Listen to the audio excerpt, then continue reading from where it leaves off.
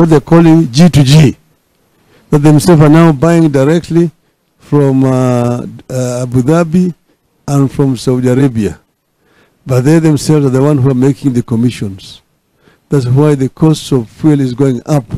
That money is actually ending up in the pockets of the same people here.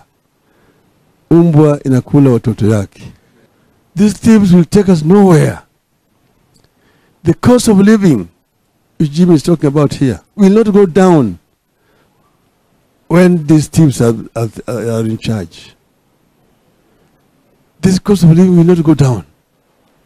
You see, today, people are suffering all over. Universities should be allowed to do their things. And the police should not be used excessively in the universities. Students should be able to engage and dialogue with the university authorities. That is the civilized way of running universities. But we are dealing with a state that has gone rogue too early. Set down ourselves as members of Azimio and looked at education in a country.